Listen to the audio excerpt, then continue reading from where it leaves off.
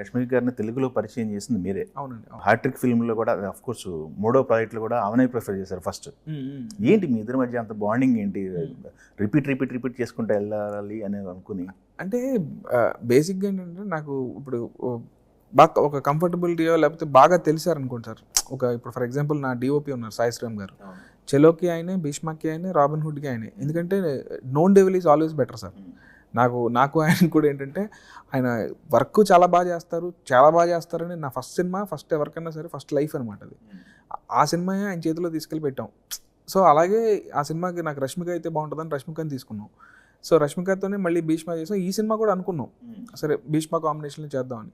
But ఆనెస్ట్గా ఏమైందంటే ఆ అమ్మాయి ఈ సినిమా అనగానే టక్కుమని వచ్చేసింది, అన్నీ ఓకే చెప్పేసాం, అన్నీ అయిపోయింది. అయిపోయిన తర్వాత కరెక్ట్గా సినిమా షూటింగ్కి వెళ్ళి డేట్లు వేసే టైంకి మంత్లో ఒక 4-5 డేస్ మించి ఇచ్చేటట్లేదు డేట్స్. ఎందుకంటే చావా అని లేకపోతే ఇంకో వేరే సినిమాలని రకరకాల సినిమాలు ఉన్నాయి. So I'm very happy for her. Like పెద్ద సినిమాలు చేస్తుంది, చాలా సినిమాలు చేస్తుంది. సో ఆ టైంలో ఏంటంటే మంత్కి 4-5 డేస్, అప్పటికి కూడా ఆ 4-5 డేస్ స్ట్రెచ్ చేసి ఎట్లా ఇస్తాను ఆ 4-5 డేస్ అనే దాంట్లో ఉంటే మాకేంటంటే ఇప్పుడు ఫర్ ఎగ్జాంపుల్ నాకు దీంట్లో అవుట్డోర్ షూట్లు కూడా ఉన్నాయండి. ఇప్పుడు మనం మున్నార్ చేస్తే అక్కడ ఒక 2 వీక్స్ చేసాం అనమాట. సో విలేజ్ ఎపిసోడ్ ఏదో ఉంటే 2 వీక్స్ చేసాం. ఆ చేసిన దాంట్లో ఇప్పుడు 4-5 డేస్ ఇచ్చింది అనుకోండి సార్, అమ్మాయి 3 సార్లు వెళ్ళి రావాలి. అండ్ దీంట్లో అమ్మాయి త్రూ అవుట్ ఉంటుంది, హీరోయిన్ క్యారెక్టర్ కూడా. సో ఎలా చూసినా వైబుల్ అవ్వట్లేదు అసలు, ఇప్పటికవుద్దు సినిమా కూడా అనే దాంట్లో ఇంకా మ్యూచువల్గా ఇంకా అందరూ ప్రొడ్యూసరు అమ్మాయి అందరూ కలిసి కలెక్టివ్ తీసుకునే డెసిషన్ అంతే తప్ప ఇంకా వేరేం లేదు. బయటికి చాలా వినిపిస్తుంది డైరెక్టర్కి హీరోయిన్కి రష్మికి గొడవలు అయింది అసలు అదే అంటున్నా, బయటికి ఏముందండి అసలు. మామూలుగా ఇలా చూసి మీరు మాట్లాడుతున్నప్పుడు ఇలా కొంచెం తేడా చూసినా డైరెక్టర్కి ఇతను ఇంటర్వ్యూ నచ్చట్లేదు అని చెప్పి కింద కామెంట్లు వేస్తూ ఉంటారు, లేదా వీడికేంటి ఎంత బలుపు ఉంది అసలు, ఆ లుక్ ఏంటి అని.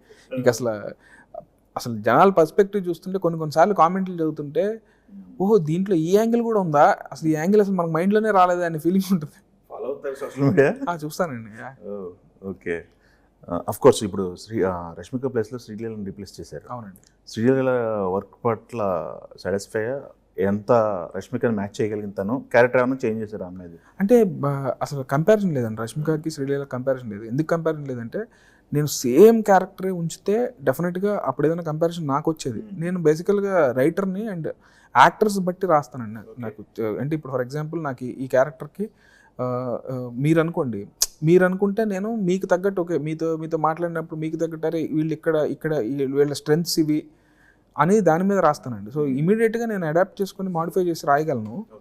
సో ఈ సినిమా ఇప్పుడు శ్రీలీల ఉంటే శ్రీలీలని చూస్తే శ్రీలీలకే రాశారు అన్నట్టే ఉంటుందని నేను బిలీవ్ చేస్తున్నాను. సో నితిన్ గారితో బ్యాక్ టు బ్యాక్ సినిమాలు ఏంటి? నితిన్ గారితో మీకు బాండింగ్ ఎక్కడి నుంచి కుదిరింది? పనిచేశారని విన్నాను. అవునండి. అక్కడి నుంచేనా లేకపోతే ఏమన్నా తర్వాత? అంటే లేదండి, ఆ సినిమాకి అసలు నేను కనీసం ఆయన పలకరించింది లేదు, ఆయన నన్ను పలకరించింది లేదు. ఎందుకంటే నేను కొంచెం మొహమాట వస్తుండే. సరే ఎప్పుడు హీరో అనగానే ఎప్పుడో ఒక 5-6 చుట్టూరు ఉంటారు ఎవరో ఒకళ్ళు. సో ఎందుకులే ఇప్పుడు వెళ్ళి పలకరించి మనం ఏదో దృష్టిలో పడదామని ఎందుకులే అని ఇంకా నా పని నేను చేసుకుంటూ వెళ్ళేవాడిని. ఆయన కొంచెం సెలెక్టివ్లీ రిజర్వ్డ్ అనమాట, చాలా మంది దగ్గర ఓపెన్ అవ్వరు. సో మామూలుగా వచ్చినప్పుడు సెట్లో హాయ్ అంటే హాయ్, ఇప్పుడు హాయ్ అంతే తప్ప అంతకుమించి ఆయన ఓపెన్ అయ్యి మాట్లాడే టైప్ కాదనమాట. బట్ ఆఫ్టర్ పని చేసిన తర్వాత నేను చెలో టీజర్ షేర్ చేశాను ఆయనకి, ఆయన నెంబర్ ఎవరి దగ్గర తీసుకొని షేర్ చేశాను పర్సనల్గా. బట్ ఆయన చాలా బాగుండేవాళ్ళు అందరితో, అంటే వెరీ రెస్పెక్ట్ఫుల్గా ఉండేవాళ్ళు. లేడీలు కానీ సెట్లో చిన్న వాళ్ళతో కానీ ఎవరితో అయినా సరే అందరితో రెస్పెక్ట్ఫుల్గా ఉండేవాళ్ళు. సో చెలో టీజర్ పంపించిన తర్వాత ఆయనకి బాగా నచ్చి ఇక అప్పుడు చెప్పారు చాలా బాగా చేసావు, డెఫినెట్గా సినిమా వర్కౌట్ అవుద్ది, ఆల్ ది వెరీ బెస్ట్ అని. ఇంకా అప్పటి నుంచి మాట్లాడుతుంటే సినిమా తర్వాత పిలిచిన తర్వాత ఇలా సినిమా చేద్దాం అని అనుకున్నాం. ఇంకా అప్పుడు భీష్మ వచ్చిందండి. భీష్మతో ఇంకా మా బాండింగ్ ఫుల్ స్ట్రాంగ్ అయిపోయింది. ఇంకా ఆయన అన్నలాగా నేను తమ్ముళ్ళలాగా అనమాట. ప్రమోషన్స్లో కూడా ఇద్దరు ఇన్వాల్వ్ అయ్యి గట్టిగా చేస్తున్నారు. ఏంటి అంత ప్రమోషన్స్ టైం దొరికిందా లేకపోతే లేదు మస్ట్ రిక్వైర్డ్ అనుకుని చేస్తున్నారా ఏంటి? అంటే ఈ రోజు ఉన్న కండిషన్స్లో అండి సినిమా జనాలకి టూ మెనీ థింగ్స్ అయిపోయినాయండి. అంటే మన పర్సనల్ లైఫ్లు, మన కష్టాలు, మన వర్క్లు, లేకపోతే మన సెలబ్రేషన్లు, మన బర్త్డేలు, వీటన్నిటి మధ్యలో సోషల్ మీడియాలోకి వెళ్తే మీరు పొద్దున్న నుంచి సాయంత్రం వరకు కూర్చున్నా సరే బోర్ కొట్టకుండా ఏ ఒకటి వస్తూ ఉంటాయి, రీల్స్, రకరకాల థింగ్స్ ఉన్నాయి. వీటన్నిటి మధ్యలో మన సినిమా తెలియాలి ఫస్ట్. ఓకే రాబిన్ హుడ్ అనే సినిమా ఉంది, అది ఈ డేట్కి వస్తుందని తెలియాలి. ఇది తెలియాలంటే ఏదో ఇంట్రెస్టింగ్ కంటెంట్ జనరేట్ చేస్తూనే ఉండాలనుకున్న దాంట్లోంచి వచ్చిన థాట్ అండి. సో మా ప్రమోషనల్ టీంతో కూర్చొని ఇంకేదైనా చేద్దాం అని అంటే వాళ్ళు ఇంట్రెస్టింగ్ ఇప్పుడు ఆనెస్ట్ పాడ్కాస్ట్ ఐడియా ఇచ్చారు. అట్లా రకరకాల థింగ్స్తో వచ్చారనమాట.